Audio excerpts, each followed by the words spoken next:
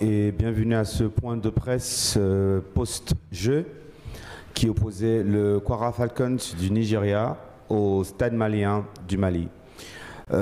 Juste une petite précision pour ce point de presse, il va durer 10 minutes exactement, donc on va prendre 4 questions. Donc s'il vous plaît, soyez bref, précis dans vos questions. Et on va prendre 2 questions pour le coach et 2 questions pour le joueur. Le joueur, comme vous le savez, s'appelle Victor Eze, c'est le capitaine de cette équipe. Et le coach, c'est coach Kadri Djibri. Ladies and gentlemen, welcome journalists to this press conference. It's 10 minutes. The rules have probably changed. We have a game that follows this one. So please be precise and be straight to the point and brief in your questions. We'll take 2 for each of the participants on the table here, on the floor members. 2 for Coach Jibril, Kadi Jibril, and 2 for the captain of the team, Kwara Falcons, Captain Victor Eze. Let's have the questions, please. Welcome, Coach. Welcome, Captain. Please state your name and please let's be audible. Please state your name and your organ and question. Thank you. Leonard Solms, ESPN. Victor, better performance from you personally, so congrats, and from the team. I was just wondering for you guys, the ones of you who from Nigeria, what do you feel that you are playing for at this BAL?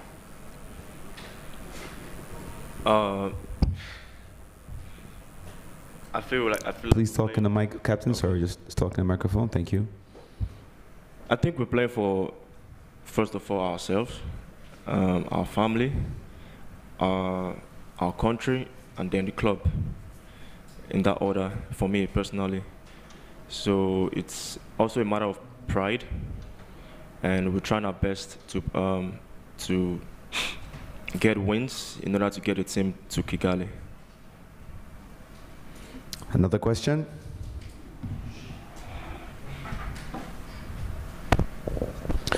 All right. Good evening, everyone. Rotimi Akindele, The Beach, Lagos, Nigeria. Coach, I mean, it's okay. It's not the kind of script you've probably envisaged. On paper, the team has gone on to lose their probably the most winnable games against Reg and against Stade Malien. It gets tougher against the defending champions tomorrow, US Monastir.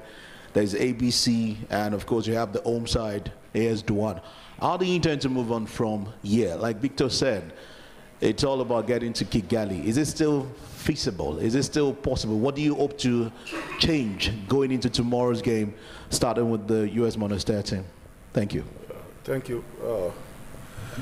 Definitely. Speaking to my coach, please. Thank you. Definitely. It's on.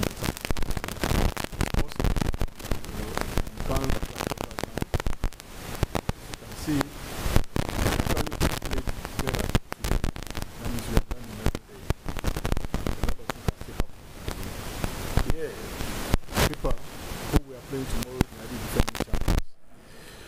a lot of people might think it's over, but it's not. At least if they can like give the same energy that they gave towards the fourth quarter of the game, I think we still have a chance to do something. Okay, let's take a third question, please. Ok, donc le coach dit qu'il y a évidemment, ce n'est pas le dernier match, c'est le deuxième, et que tout est encore possible. Il joue le prochain match contre le champion en titre, donc il faut garder un peu d'espoir tant que c'est pas fini, qu'il ne faut pas les compter hors de la course tout de suite. C'est une jeune équipe qui est en train de se construire et qu'il faut leur donner un peu de bénéfice du doute. Il y a encore un dernier match à faire. Et puis voilà, la compétition continue jusqu'à la fin de la semaine, jusqu'à la semaine prochaine, donc il faut être un peu patient. Let's take another question. Question number 3, please. My name is Queen John, Nigeria, right for OJB Sports. Let me start with Coach. We talked about it in the last game when we discussed on the turnovers. It was 21 last time, but today is 22. How much effort are you putting to work on the number of turnovers, to reduce the number of turnovers your team, giving out possession to the other team? And secondly, don't you think in the last 2 games, we've seen that the Nigerian team or your team are faltered in the 3rd quarter. So what effort will you put in going forward in seeing that Kwara Falcons team work on the 3rd quarter? Because you look at today's game, you came back really strong in the 4th quarter, but looks like your undoing was from the 3rd quarter. Then to Victor, how would you rate your game? Because you look at the Louis Eden Championship, you look at the NBA Final 8, you look at the Samba Kuchi tournament, you were like one of the top 5 team. And also in Abidjan. But do you think you've played to that level for the Kwara Falcons team? And are you in any way disappointed that you have not stepped up to that A game you've given to the Kwara Falcons team? I'll talk about the turnover. You know, I said we are work in progress. Although we had 22 yesterday, 21 yesterday, we had 22 today. Hey. Well, as I've said, we are still work in progress. I think is one of the areas that I really have to work on. You understand?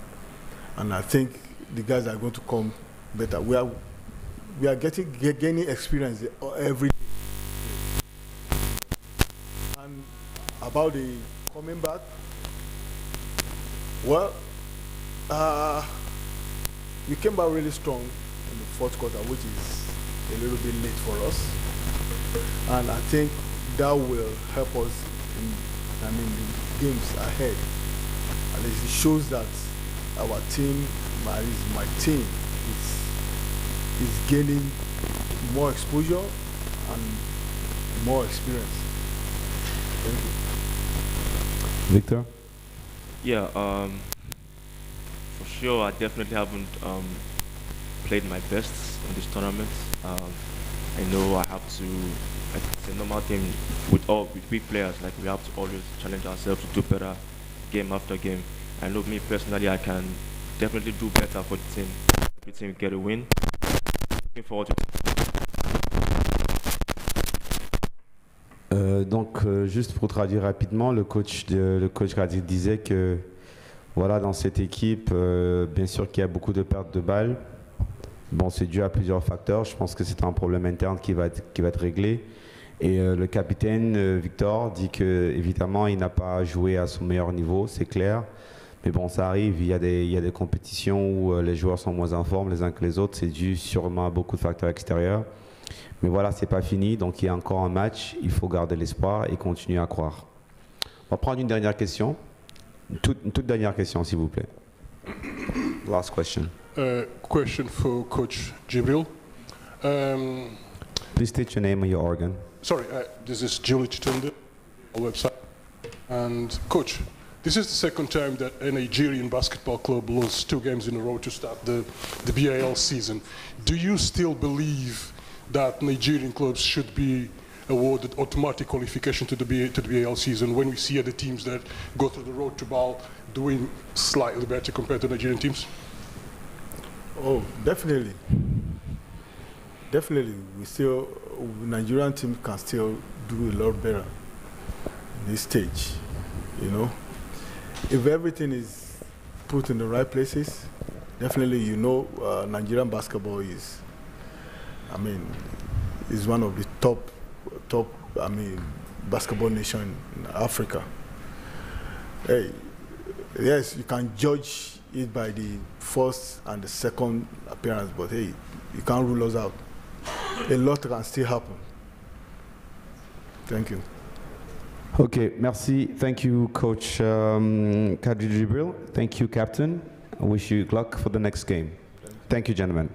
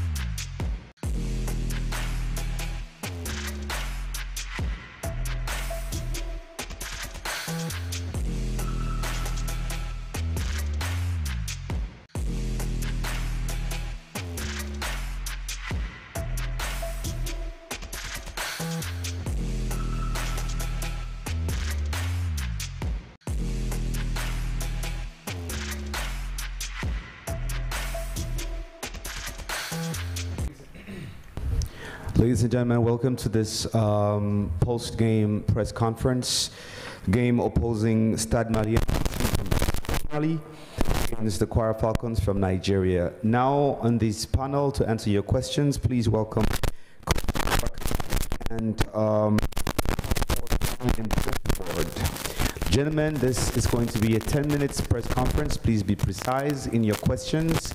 Brief questions. We'll take 4 questions under 10 minutes. If time allows, we have extra minutes to ask extra questions. Mesdames et messieurs, bienvenue à ce point de presse d'après-match. Nous recevons ici le coach du Stade Malien. Victoire du Stade Malien 78 à 74.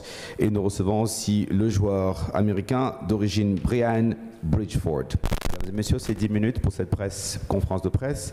Soyez précis et brefs dans vos questions. Nous prenons les premières questions.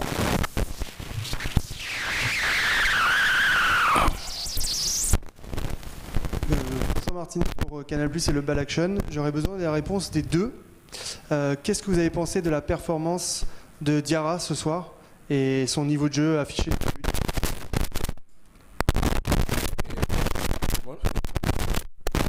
Diarra et la performance de Diarra, pour moi, il a été assez bien. Bien vrai que je n'ai pas aimé sa dernière photo, il a pris une photo sportive que je m'attendais contre toute attente. Et je ne m'attendais pas à ça du tout. Mais je pense qu'il a été à la hauteur du demandé parce qu'à un moment donné, il a fourni trop d'efforts. À un moment, il était le seul à prendre les rebonds. Heureusement que les jeunes Ruben et Brian sont venus au secours pour lui au moment où on devait les faire reposer.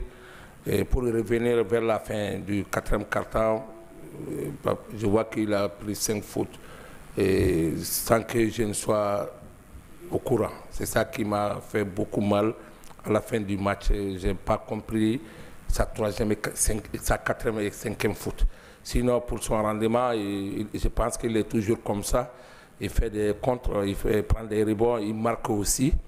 C'est un jeune joueur qui est en phase montante actuellement depuis la première fenêtre au Niger, à Abidjan et surtout à Dakar ici, il continue de monter parce qu'il a d'autres ambitions. Donc je pense qu'il nous a bien servi aujourd'hui et malgré les 5 fautes qu'il nous a abandonné très tôt. Donc je pense qu'il a fait ce qu'il devait le faire. Coach, est-ce que s'il vous plaît, vous juste passer le micro au rodeo à Brian? Brian, the question from this one. Gwen, the question from the gentleman is, what do you think of Diarra's, your teammate, Alou Diarra's performance today, and how would you rate his performance in this game?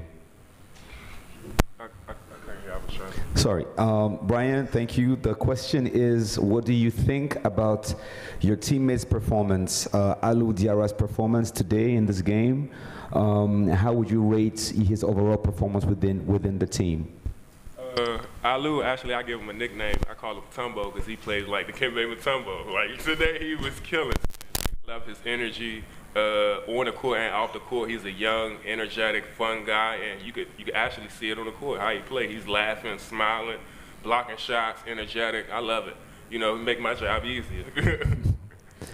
Ok, il dit que voilà que le travail Aliou rend son travail un peu plus simple parce que voilà, c'est un gars qui est génial sur le terrain et en dehors du terrain. C'est quelqu'un qui est très jovial et qui est très actif et que voilà, ça booste un peu le groupe et ça rend son travail un peu plus facile.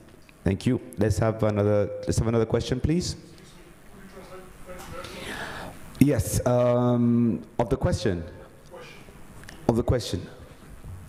Sorry, come again. Coach's answer. Oh, what the coach said.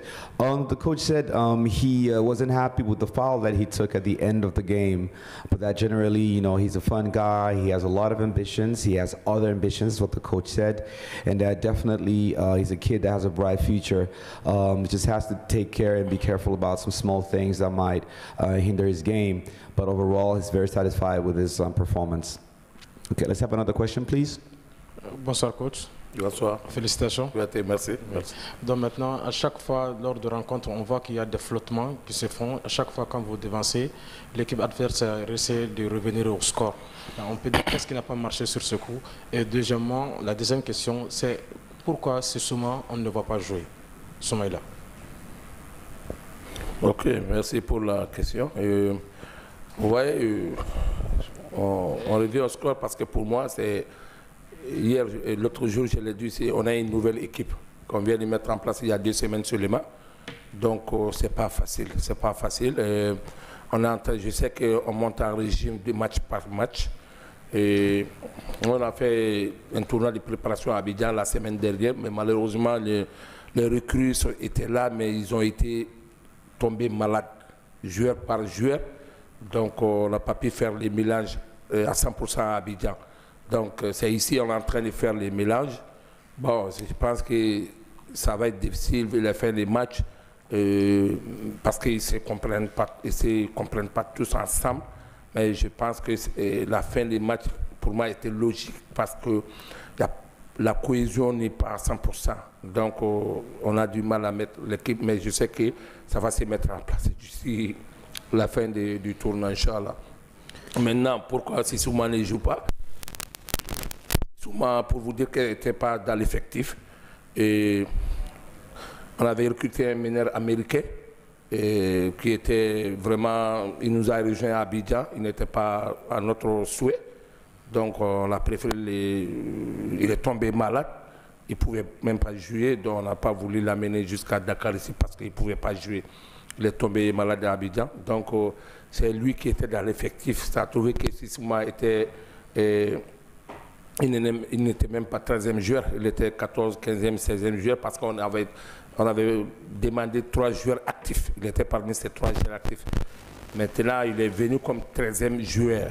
En cas de blessure, on peut les mettre parce que Sissouma sont tout simplement les postes qu'il occupe, les postes 4, et on en a 3. Donc lui, il est 4e, à moins qu'un des postes 4 devienne inactif, on peut l'amener, ce n'est pas notre souhait. C'est un jeune joueur qui monte, mais pour le moment, on n'en a pas assez besoin. Voilà. Merci, coach. On va prendre une 3e question. Bonsoir, coach. Bonsoir. Sodo Thiam, Radio Futur Media RFM. Alors, coach, vous avez sans doute suivi donc, le match d'ouverture entre l'ABC et l'AS Douane, votre prochain adversaire. Vous avez 2 jours de repos avant donc, cette 3e rencontre. Est-ce que c'est un avantage et qu'est-ce que vous pouvez nous dire par rapport à votre prochain adversaire, à savoir l'AS Douane? Merci. Merci. Je pense que notre prochain adversaire, l'AS Douane, c'est un adversaire très très sérieux dans la mesure elle doit jouer chez elle. Maintenant, j'ai suivi leur match contre ABC, pas en grande partie parce qu'on n'avait pas les images chez nous, à l'hôtel là-bas. Quand on a suivi cela, on devait aller à l'entraînement, donc c'était un peu difficile, mais on a le temps encore de les observer parce que les recrues, on les connaît, l'AS Douane. On sait qu'ils vont jouer chez eux et nous, on a notre force aussi. Et il faut les déjouer. Je sais que c'est très difficile, mais on va les faire avec l'appui de tout le monde. Et je sais que cette victoire va nous donner beaucoup de force dans la mentalité. Et physiquement aussi, on va se reposer pendant 2 jours. Bon, on verra ce que ça va donner. Mais je sais que l'adversaire joue ses ailes, donc c'est pas facile. Mais je pense qu'on les fera, Inch'Allah. Merci, coach. On va prendre une 4e et dernière question. Ouais. Le jeune homme derrière, s'il vous plaît. Merci. Le jeune homme. Pardon. Bonsoir, coach. Bonsoir. Tout d'abord, félicitations. Coach, en quelques mots, pouvez-vous... Votre nom et votre organe, s'il vous plaît. Wahani Johnson Sambo, Africa News, BBC Afrique. Coach, pouvez-vous nous dire en quelques mots ce que vous avez aimé et ce que vous n'avez pas aimé dans la performance de votre équipe ce soir? Bon, ce que j'ai aimé sur l'attaque aussi, parce qu'il fait un moment, on était agressif en attaque. Et là, j'ai beaucoup aimé parce que les premiers matchs, on a moins scoré, il fait un moment. il y avait un moment de flottement qui a été très long.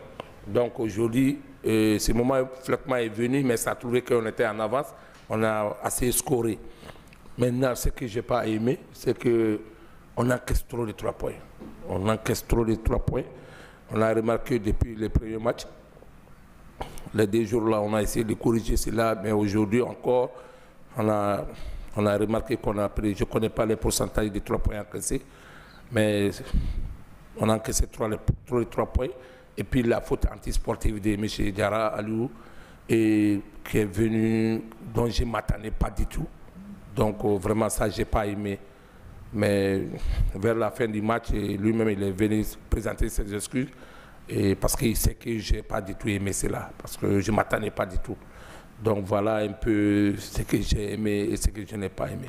Might want to translate that. The question was what did the coach like and dislike about this team performance? And coach said, well, he liked the fact that the guys played, they played their hearts out, but he was very upset with the fact that his top scorer had to leave at the end of the game because of that foul. But overall, he's very happy with the performance, and they're facing the home team next game. So let's take one last question for Brian. One last question for Brian. Yes, please. Microphone, thank you. My name is Queen John from Nigeria, right for JB Sports. Brian, coming from 20-point lead, you guys dropped it to about 5 or so late in the game. Were you guys in any way weary that the Kwara Falcons players or the team were going to come back in that game to pick a win? And how were you guys able to keep it together, to keep your nervousness? Because I know this is your debut win. This is the first time Stade Malien is picking their first ever BAL win. So how are you guys able to keep it together to pick your win in the BAL? Coach, he called a couple timeouts that we definitely needed, that brought the guys together. You know, in them timeouts we huddled up, we listened to everyone. Like Coach, he's willing to listen to me when I have something to say. Like I'm a veteran player. If I like, Coach, I think you should put this guy in. He'll think he scratched his head real quick, and then he'd be like, all right, yeah, I like that idea. So that's what happened. He called a timeout. We all agreed on one thing, and then we succeeded. It was ugly. It was definitely ugly, but we got the job done. Like you said, it was our first win. The next one is going to look like we know what we're doing. Thank you, Brian. Thank you, ladies and gentlemen. Thank you, journalists. This is the end of this press conference. Congratulations, Coach, on your first win. Congratulations, Brian. Thank you. Good luck in your next game. Thanks for having me.